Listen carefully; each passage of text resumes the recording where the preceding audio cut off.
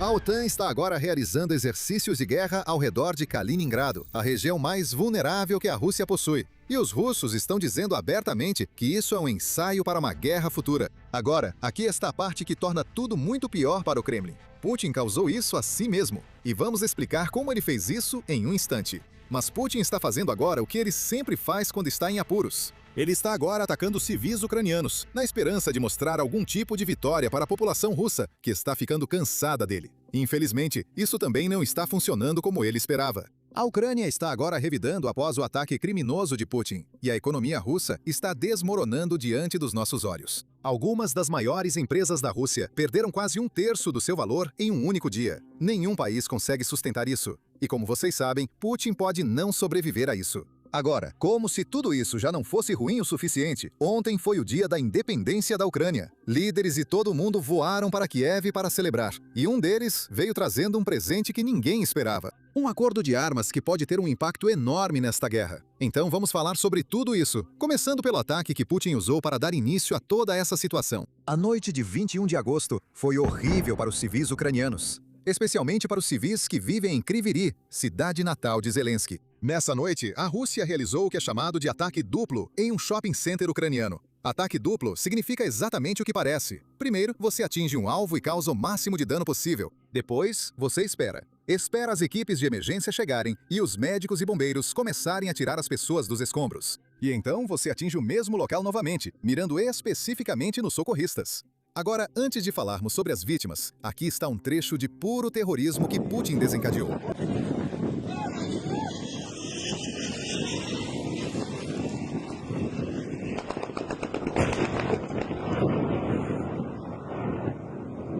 No total, pelo menos 16 pessoas morreram nesse ataque, incluindo 2 crianças. Mais de 130 pessoas ficaram feridas, incluindo mais 23 crianças. E além disso, ainda temos 9 pessoas desaparecidas, incluindo 2 crianças com idades entre 10 e 16 anos. Agora, pense no que Putin está respondendo. A Ucrânia tem atingido refinarias russas, depósitos militares russos e armazéns russos ligados aos militares, os alvos que estão ajudando Putin a levar adiante essa guerra. E a resposta da Rússia foi atingir o maior shopping da região, onde as pessoas vão comprar mantimentos e, você sabe, comprar sapatos ou roupas. É exatamente por isso que Zelensky chamou esse ataque de absolutamente cínico e desprezível. E ele disse que a Ucrânia vai responder aos crimes da Rússia.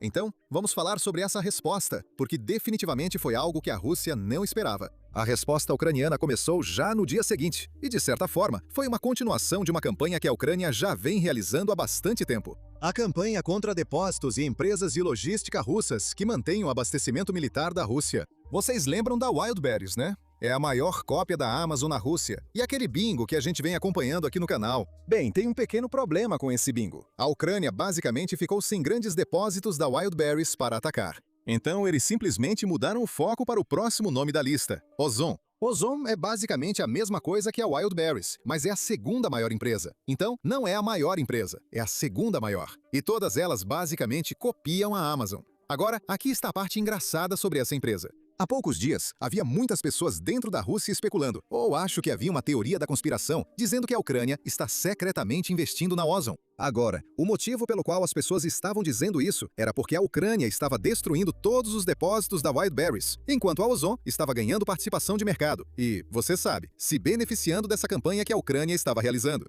Bem, na realidade, a Ucrânia não estava investindo na Ozon. Eles só estavam esperando a vez da Ozon. Depois que destruíram todos os depósitos que a Wildberries tinha, bem, agora é a vez da Ozon. Aqui está o primeiro ataque que aconteceu em 22 de agosto. É uma instalação da Ozon que fica em Samara, um dos maiores depósitos da região. Dê uma olhada no que aconteceu. Sim, mas... Droga, vamos lá.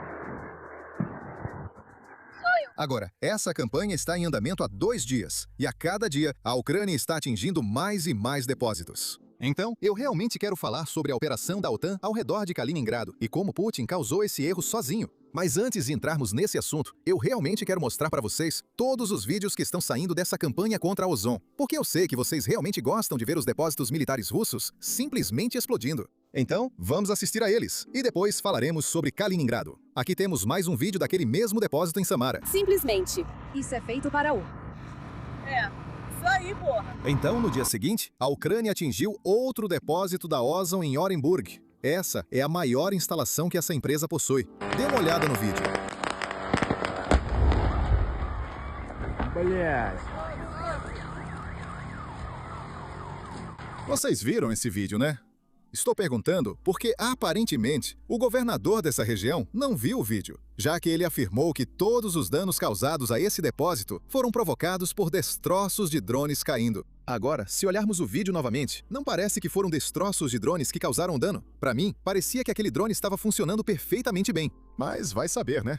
Vai que a Ucrânia tem alguma tecnologia nova em que os drones ainda conseguem atingir seus alvos, mesmo depois de terem sido abatidos pelas defesas aéreas russas. Agora, o problema aqui para o oficial russo é que você nunca sabe. A Ucrânia está inovando muito rápido. Mas veja, o problema que os oficiais russos estão enfrentando é que os blogueiros e guerra russos estão criticando essa desculpa que a Rússia vem usando há muito tempo. E o raciocínio deles até que faz sentido. Este blogueiro de guerra diz basicamente que esse é o problema com o exército russo e a burocracia russa, onde todos mentem para os superiores e os oficiais mentem para o público. E isso significa que ninguém realmente aponta o problema. Então, ninguém realmente tenta resolver o problema. Veja este exemplo. Se o governador está dizendo publicamente que "Ei, pessoal, nossas defesas aéreas funcionaram, nós realmente derrubamos o drone ucraniano, mas o drone caindo causou todo esse dano." Isso significa que ninguém está realmente tentando descobrir por que os drones ucranianos não estão sendo derrubados pelas defesas aéreas, porque as autoridades estão dizendo publicamente que as defesas aéreas estão funcionando. É o destroço do drone que é perigoso. E por causa disso, a Ucrânia tem carta branca. Ninguém está trabalhando para resolver os problemas russos. E os drones ucranianos continuam voando todos os dias. E adivinha só? Tivemos um exemplo perfeito desse problema já no dia seguinte. Porque no dia seguinte, a Ucrânia decidiu ir com tudo. Eles destruíram 4 depósitos em um único dia. Imagine se alguém estivesse trabalhando para consertar essas defesas aéreas. Talvez a Rússia pudesse ter impedido pelo menos alguns desses ataques. Mas, de qualquer forma, veja só, a Ucrânia atingiu um depósito da Ozon de 130 mil metros quadrados em Daguestão. Eles atingiram um de 100 mil metros quadrados em Stralsund. Atingiram outro centro logístico de 100 mil metros quadrados da Ozon em Krasnodar. E, claro, atingiram um de 10 mil metros quadrados. Então esse era pequeno comparado ao outro. Isso não tinha relação com a Ozon. Era apenas um centro logístico em Krasnodar também. Agora, na sua tela, o ataque que você está vendo é o ataque à instalação da Ozon no Daguestão. Mas também temos vídeos de outras instalações. Aqui está o de Krasnodar. Alguma coisa está explodindo. O fogo está saindo, vidros, Krasnodar. Boa noite, crianças. Agora, antes de passarmos para a próxima história, eu realmente quero mostrar para vocês exatamente como a propaganda russa funciona. E acho que nunca vi uma explicação melhor do que essa. Então, é assim que a propaganda russa funciona no exterior. Para a direita, a Rússia defende a tradição. Para a esquerda, a OTAN causou isso. Para o pacifista, armas prolongam a guerra. E para o cínico, todos mentem igualmente. E para o cansado, é complicado. Agora, aqui está a parte importante. O objetivo da Rússia com a propaganda não é convencer você a acreditar no lado deles. O objetivo deles é simplesmente te deixar tão cansado e exausto que você não faça nada. Sabe, você simplesmente desiste de pensar sobre isso. Desiste de agir em relação a isso. E esse é o objetivo da Rússia. Eles não querem que você ame Moscou. Eles só não querem que você ame a Ucrânia. Eles só querem que você pense, isso é complicado demais. Vamos esquecer isso. E é exatamente por isso que fazemos o que fazemos. Queremos garantir que combatemos a propaganda russa e mostramos a verdade sobre como essa guerra está realmente acontecendo. Então, se você quiser nos ajudar, é só clicar no botão de inscrever-se aqui embaixo. Compartilhe este vídeo com alguém ou nas suas redes sociais com quem você acha que gostaria de aprender sobre isso. E é isso. Esse já é um grande apoio que pode nos ajudar a levar nossa mensagem para cada vez mais pessoas. Agora, vamos voltar para a história. Todos esses acertos nos levam ao nosso nova cartela de bingo. E claro, tem a ver com a cartela de bingo do Ozon. Aqui você pode ver que a Ucrânia já atingiu o maior depósito que Ozon tem em Orenburg. Agora, esse é o que ainda não pegou fogo completamente, mas houve um incêndio. Não foi um grande incêndio. Então, a instalação provavelmente está operacional, mas parte dela foi destruída. A quinta foi destruída. Esse foi o primeiro ataque ao Ozon que a Ucrânia realizou em 22 de agosto. Depois, o de Daguestão é o que acabamos de ver. Isso aconteceu ontem mesmo. Esse foi destruído. O número 14, Strahovskoye, esse foi atingido, não destruído, mas o de Adgueia foi destruído. Agora eu fico me perguntando quanto tempo vai levar para a Ucrânia, completar essa cartela antes de passar para a próxima empresa. Infelizmente para a Rússia, porém, os armazéns em chamas são o menor dos problemas, porque os investidores acabaram de descobrir algo que muda tudo para a economia russa. O que os investidores perceberam agora é que essa campanha que a Ucrânia está realizando não era uma campanha focada apenas na Wildberries, mas sim uma campanha voltada para a economia russa como um todo. Basicamente, a Ucrânia quer ir atrás de todas as empresas que estão ajudando o exército russo. E isso significa que há pouquíssimas empresas realmente seguras dentro da Rússia. Então, tenha tudo isso em mente e dê uma olhada no que o mercado de ações russo estava fazendo ontem. Praticamente todas as empresas estão caindo e estão perdendo enormes quantias de dinheiro. Dê uma olhada na Ozon, no canto inferior esquerdo. Ela perdeu 25% em um único dia. E, na verdade, quando o dia terminou, já estava perto de 30%. 29% para ser exato, em um único dia. Essa é a realidade da economia russa agora. Agora, infelizmente para o pequeno Vladimir, ele não pode gastar muito tempo se preocupando com esse problema, porque tem um problema muito maior em suas mãos. E isso tem a ver com o controle da Rússia sobre Kaliningrado. Aqui está o que quero dizer. Agora, como alguns de vocês já devem saber, Kaliningrado é um pedaço do território russo que não está realmente ligado à Rússia. É uma parte separada do território, situada no Mar Báltico. Ela está espremida entre a Polônia e a Lituânia, completamente isolada do território principal da Rússia. Agora está cheia de equipamentos militares russos, mas está completamente cercada pela OTAN. E adivinha o que a OTAN fez na semana passada? A OTAN reuniu cerca de 25 aeronaves. Aliás, depois isso foi confirmado como sendo 50 aeronaves, perto do enclave de Kaliningrado, na Rússia, no dia 18 de agosto, incluindo caças dos Estados Unidos. E caças noruegueses. Um AWACS, a rara aeronave de guerra eletrônica, EA-37B, com Pascal, e helicópteros de ataque Apache. O grupo realizou órbitas sobre o nordeste da Polônia, focando no ambiente eletromagnético ao redor de Kaliningrado. Agora, claro, a OTAN disse que isso é apenas um treinamento, sabe? Não tem relação com nenhuma ação russa recente. Mas esse tipo de mobilização é definitivamente sem precedentes, algo que nunca foi feito antes. Então vamos analisar exatamente o que foi usado. E isso nos diz um pouco sobre qual era o plano, qual era a mensagem. Vamos começar com o EA-37B. É uma aeronave única e rara. É bem nova, um projeto relativamente recente, eu diria. E basicamente é um avião de interferência. Ele foi construído para atrapalhar comunicações, radares, sistemas de navegação, qualquer coisa que você possa imaginar. Essas são exatamente as capacidades que você precisaria em uma confrontação com a Rússia. E tivemos esse avião voando muito perto de Kaliningrado. Se você juntar isso com todas as outras aeronaves que estavam voando na área, basicamente foi uma oportunidade da OTAN, ou uma chance, de estudar as defesas aéreas russas na região, incluindo qualquer assinatura eletrônica que os sistemas russos estivessem emitindo. Agora, é claro, oficialmente, a OTAN disse que isso não tem nada a ver com a Rússia, mas extraoficialmente existe uma mensagem implícita aqui. E aqui temos uma ótima análise sobre qual era essa mensagem. Embora essa concentração de recursos da OTAN pareça incomum, a natureza beligerante das ações e palavras recentes da Rússia faz com que seja prudente, de vez em quando, mostrar um pouco mais de força do que o normal para dissuadi-la. É isso que é dissuasão. Com a recente retórica russa e ações diplomáticas sobre fornecimento de mais armas de ataque de longo alcance para a Ucrânia, é essencial que a OTAN continue demonstrando determinação e força. Esta é apenas uma maneira de fazer isso sem ultrapassar nenhum possível limite de escalada. Esse tipo de missão faz duas coisas. Primeiro, envia um sinal claro ao Kremlin de que estamos atentos e preparados. E segundo, ao empregar um pacote aéreo abrangente, evita qualquer erro de cálculo por parte dos russos. Nós sabemos o que eles gostam de fazer com uma aeronave de vigilância desarmada e sozinha. Agora, existe outra teoria que circula na internet, e ela diz respeito a um possível ataque russo à OTAN. Agora, como vocês sabem, a inteligência dos Estados Unidos é muito boa quando se trata dos planos do Putin. Na verdade, os Estados Unidos sabiam desse ataque antes mesmo do Putin lançar a invasão. Mesmo antes dos generais russos saberem sobre a invasão que estava por vir contra a Ucrânia, a inteligência dos Estados Unidos já sabia disso. Eu não sei como, mas eles sabiam. E parece que essa capacidade de inteligência continuou, mesmo depois que a guerra começou. E nas últimas semanas, talvez nos últimos 2 meses, temos recebido muitos relatos da mídia americana e da mídia estrangeira que basicamente confirmam que, olha, a inteligência dos Estados Unidos espera algum tipo de ataque ou escalada russa contra um país da OTAN. Nós não sabemos exatamente se isso seria contra a Polônia ou se seria contra um dos países bálticos. Mas há algo que a Rússia está planejando e os Estados Unidos querem alertar todo mundo, certo? Agora, esse exercício pode ser uma forma de dissuasão, basicamente para dizer ao Putin: ei, fique longe do que você está planejando, porque veja como da última vez os seus planos terminaram. A operação militar especial de 3 dias ainda continua no seu 5º ano.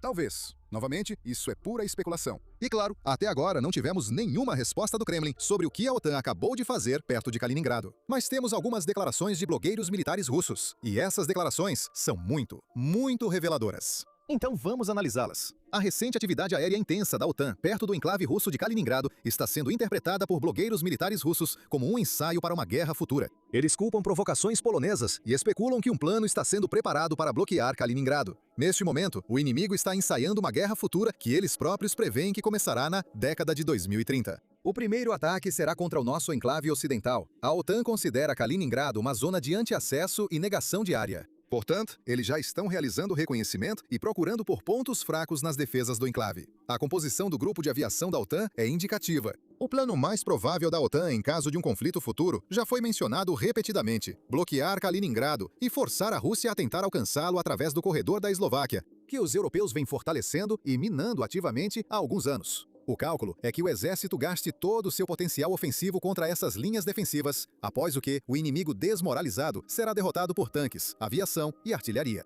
Em seguida, ele continua dizendo basicamente que a Rússia precisa fortalecer suas capacidades porque uma guerra está chegando e a Rússia precisa estar preparada se quiser vencer. Mais uma vez, é importante lembrar aqui que Putin foi quem realmente iniciou essa invasão da Ucrânia. Antes disso, não havia preocupação com nada relacionado a Kaliningrado. Mas, de qualquer forma, como eu disse antes, Putin também não tem muito tempo para se preocupar com isso, porque ele tem coisas mais urgentes para se preocupar. Veja o que quero dizer. Ontem foi o dia da independência da Ucrânia, e líderes de todo mundo visitaram Kiev para celebrar com o povo ucraniano. Um desses líderes foi o novo primeiro-ministro do Reino Unido, Andy Burnham, e ele veio trazendo um presente que a Rússia não esperava: os projetos dos mísseis de cruzeiro Storm Shadow fabricados no Reino Unido. Agora, deixe-me explicar por que isso é tão importante. Até agora, a Ucrânia só podia usar os Storm Shadows que a Grã-Bretanha entregava fisicamente para eles, o que significa que a Ucrânia estava limitada em sua capacidade de atacar dentro da Rússia usando essa arma, porque dependia da quantidade que recebia. Bem, agora eles têm permissão para produzir os seus próprios, e é por isso que se fala em projeto técnico. Essa permissão concede à Ucrânia acesso para produzir esses mísseis localmente. Eles podem construir fábricas, iniciar as linhas de produção e então disparar quantos mísseis quiserem dentro da Rússia. Agora, é claro, há uma ressalva importante nisso. Duvido que a Ucrânia comece a produzir esses mísseis amanhã. Provavelmente vai levar algum tempo. Pessoalmente, não faço ideia de quanto tempo vai levar. Normalmente, leva anos em tempos de paz. Mas é importante lembrar que a Ucrânia está em regime de guerra. Então, espero que eles avancem muito mais rápido do que outros países quando precisam montar uma nova fábrica ou criar um novo sistema para produzir um novo míssil. Mas, de qualquer forma, imagino que vamos descobrir assim que começarmos a ver cada vez mais Storm Shadows indo para dentro da Rússia. Agora, espero que essa decisão realmente constranja alguns dos outros aliados que também querem fazer a mesma coisa. Mais especificamente, empresas americanas que ainda estão bloqueando a permissão dos Estados Unidos para que a Ucrânia produza mísseis Patriot. Agora, tenho certeza de que vocês se lembram dessa história de algumas semanas atrás. Então, no final de julho, Zelensky veio aos Estados Unidos, e um dos principais focos desse encontro foi conseguir permissão para fabricar mísseis Patriot ou interceptores Patriot dentro da Ucrânia. E felizmente, ele realmente conseguiu a permissão. O presidente Trump fez o anúncio, e então Zelensky também anunciou que a Ucrânia agora tem permissão para produzir mísseis Patriot. Mas depois, essa permissão foi revogada do nada. E temos alguns relatos basicamente dizendo que são empresas americanas que os constroem. Então, imagino que sejam todas essas empresas militares que fabricam armas para as Forças Armadas dos Estados Unidos. Elas estavam bloqueando a permissão para dar à Ucrânia acesso para produzir mísseis Patriot dentro da Ucrânia. Agora, é aqui que eu quero especular um pouco. Porque se a Casa Branca realmente disse sim, isso significa que os militares disseram sim. Os militares estavam de acordo com a Ucrânia, tendo os projetos dos interceptadores Patriot para que eles pudessem produzi-los. Isso significa que estávamos de acordo com, sabe, a Ucrânia tendo essa informação. Mas as empresas são as que estão impedindo isso. O que significa que tem algo estranho aí. É como se essas empresas não quisessem competir com outras fábricas fora dos Estados Unidos. Por quê? E se elas fizerem um trabalho melhor produzindo mais? Ou e se elas fizerem um trabalho melhor produzindo mais rápido? Ou algo assim, sabe? Tem algo definitivamente muito estranho. Mas agora que a Grã-Bretanha mesmo mostrou para todo mundo que dá para confiar na Ucrânia com esse tipo de informação, espero que mais e mais países compartilhem mais capacidades de produção ou informações de produção com a Ucrânia, para que a Ucrânia possa aumentar seu estoque de armas. Agora, mais cedo, falamos sobre como esses ataques estão basicamente destruindo a economia russa. A bolsa de valores está desabando em uma queda que a Rússia provavelmente não via há muito tempo. Há um mês, eles provavelmente viram algo assim. Mas, de qualquer forma, a gente tem um retrato de como isso está nas ruas de Moscou. Aqui temos uma reportagem da BBC de Moscou sobre como os russos comuns estão lidando com tudo isso. Dá uma olhada. Para abastecer com gasolina agora em Moscou, você precisa de duas coisas: muito tempo e uma enorme dose de paciência. As filas para abastecer parecem não ter fim. A escassez de combustível foi relatada em várias partes da Rússia. Os resultados dos ataques de drones ucranianos às instalações petrolíferas russas. Bem, eu nunca vi filas para gasolina tão longas assim em Moscou antes. As bombas de gasolina ficam a cerca de 300 metros daqui. E os motoristas estão dizendo que estão levando cerca de duas horas e meia para chegar ao início da fila. Mas pelo menos aqui tem gasolina. Em outros lugares, acabou. Dizem que vai ter gasolina. Dizem que vai ter gasolina aqui. Sviatoslav me contou. Só não sabem quando. Talvez hoje, talvez amanhã.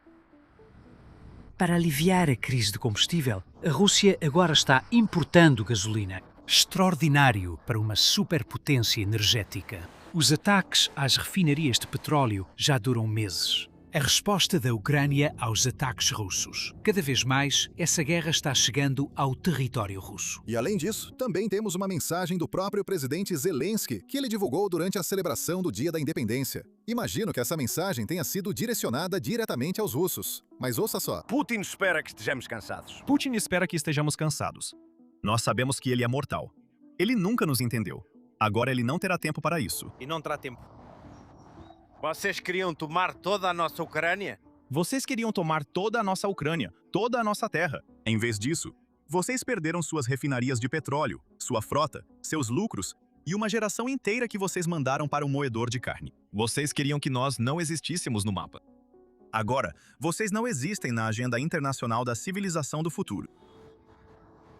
Agora, além de tudo isso, houve outra notícia que muita gente deixou passar. Lembre-se de quando Zelensky visitou o Salão Oval, tivemos outro anúncio, e o anúncio estava relacionado ao enviado especial Steve Witkoff e Jared Kushner, que deveriam ir à Ucrânia para o Dia da Independência, que aconteceu ontem. Mas, aparentemente, essa viagem foi um pouco adiada por causa de todos os ataques de mísseis que a Rússia vem lançando contra Kiev. Agora, isso parece uma desculpa muito boa. Mas veja todo mundo que visitou. Tivemos, você sabe, tantos líderes mundiais, primeiros-ministros, presidentes e chanceleres visitando de diferentes partes do mundo. Também tivemos a visita do ex-enviado especial Keith Kellogg. Então, todas essas pessoas acharam que era seguro ir, mas aparentemente os atuais enviados especiais dos Estados Unidos, Steve Witkoff e Jared Kushner, acharam que era um pouco perigoso demais. Agora, é aqui que é importante lembrar, a Rússia nunca atinge Kiev quando há pessoal dos Estados Unidos lá, porque a Rússia não quer causar esse tipo de escalada. Então, pra mim, isso parece só uma das desculpas mais idiotas para adiar a viagem, porque eles querem, você sabe, evitar mísseis russos.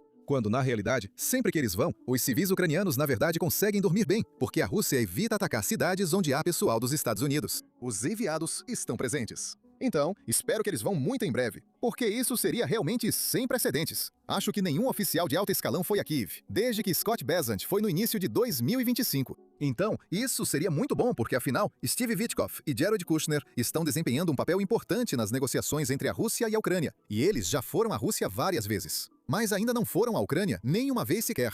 Então, espero que eles vão muito em breve. E é exatamente por isso que foi bem triste ver o general Keith Kellogg, sabe, simplesmente não renovar sua posição como enviado especial. Porque ele era uma das poucas pessoas nessa equipe de negociação que era muito pró-Ucrânia. Mas parece que ele não estava tendo o tipo de influência que esperava em todo o processo. Então, decidiu não renovar sua posição de enviado especial. Acho que todo ano você precisa passar pelo processo de aprovação do Senado, que, novamente, se ele quisesse, acho que seria aprovado, mas ele mesmo pediu para sair. Isso foi na semana passada.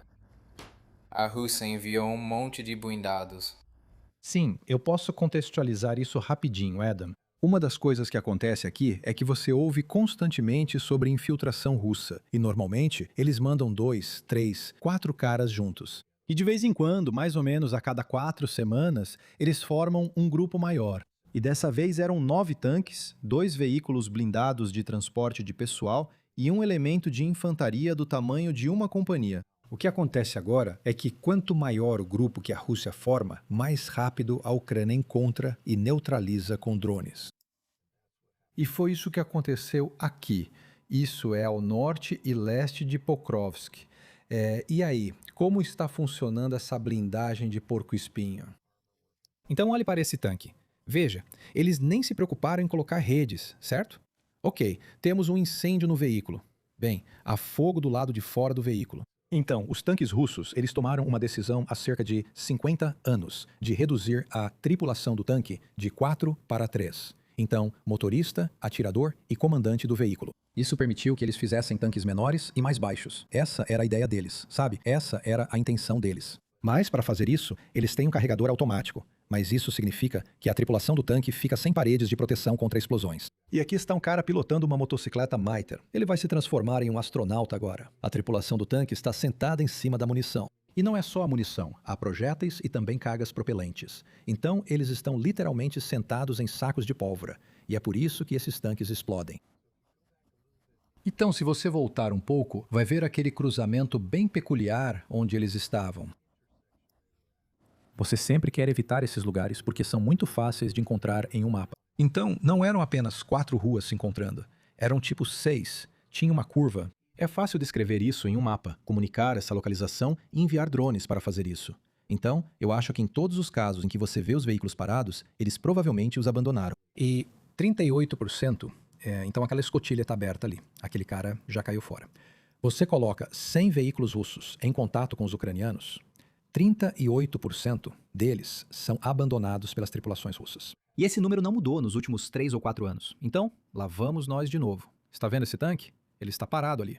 Você sabe, não é? Esse aí, obviamente, ainda tem tripulação, mas eles também vão ser promovidos a astronauta bem aqui.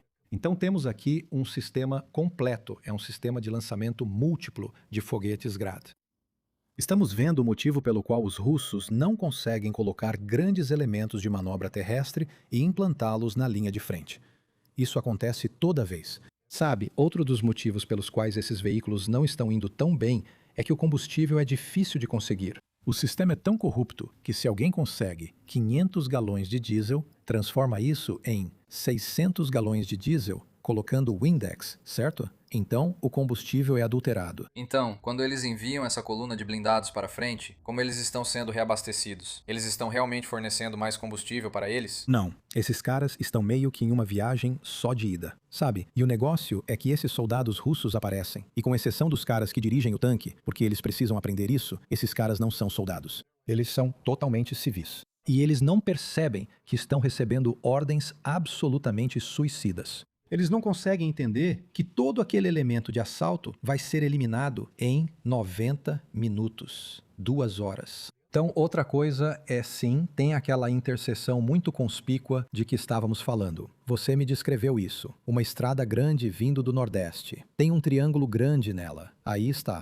Coordenada de grade de 8 dígitos. E vamos ver, tem closes, mas a maioria dos veículos russos está sendo atingida bem ali naquela interseção. Então, dica importante de segurança. Evite qualquer coisa chamativa no campo de batalha. Não tenha 900 antenas. Não levante uma bandeira. Não coloque uma pena no seu chapéu. Beleza, aqui estão alguns caras. Então, aquilo era a perua da mamãe de alguém que morava no Donbass. Eles simplesmente te param em um bloqueio. Eles pegam suas coisas. Sabe, eles vão pegar as compras que estão no seu carro e você vai a pé. Azar mesmo. Então, o que você acha da probabilidade desse tanque simplesmente ter ficado sem combustível e por isso eles o abandonaram? Acho que foi isso mesmo, com certeza. Sabe, ou o combustível estava adulterado, ou, como eu disse, esses caras, sabe, pegaram o rádio e disseram: "Ei, o tanque parou." Ou nem disseram nada e simplesmente saíram do tanque. E se eu fosse eles, eu estaria debaixo daquela árvore ali. Eu estaria encolhido em posição fetal, segurando, sabe, a raiz da árvore. Mas como eu disse, 38%.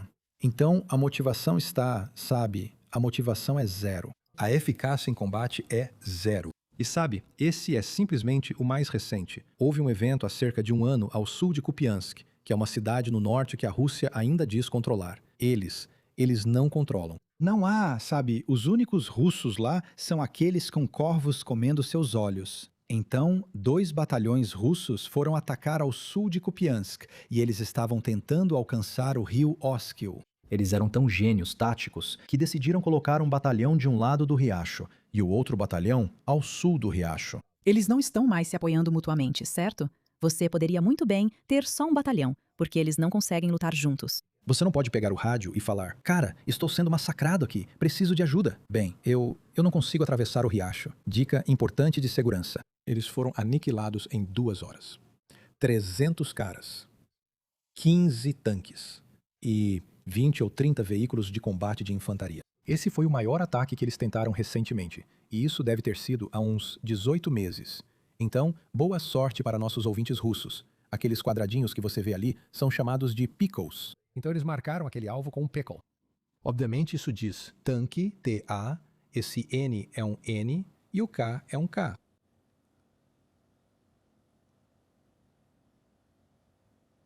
Boom. As ogivas desses drones podem ser do tamanho de uma lata de cerveja, certo? E elas têm uma carga oca.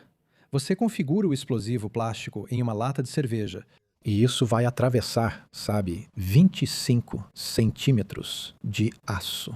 E se você revestir o espaço vazio da carga oca com um disco de cobre, quando o explosivo plástico detona, Ele foca o plasma, que é resultado da detonação do explosivo de alta potência. Isso transforma aquele pedaço de cobre em um projétil de metal derretido que queima tudo pelo caminho. Então ele só faz um buraco mais ou menos desse tamanho no tanque, mas dispara metal derretido em altíssima temperatura. É mais quente que lava, certo? É quase como se esse metal derretido fosse atomizado. E se um pedaço disso atinge aqueles sacos de pólvora no chão, já era. Então não precisa de muito. Não.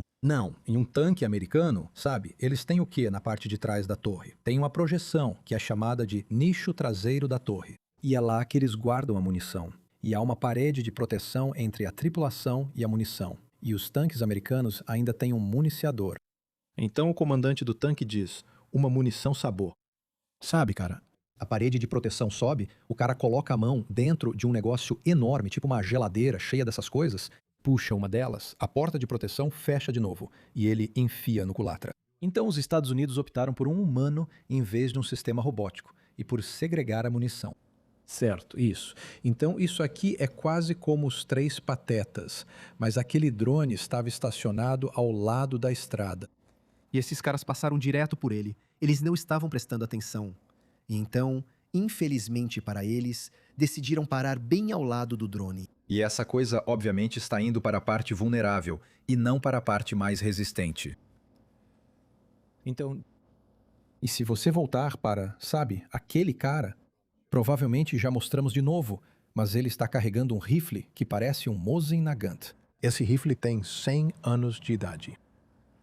Certo? Esses são caras da retaguarda. Eles nunca esperavam que algo ruim acontecesse com eles. E ele literalmente tem um rifle de ferrolho. É por isso que ele não está revidando. Ok, é.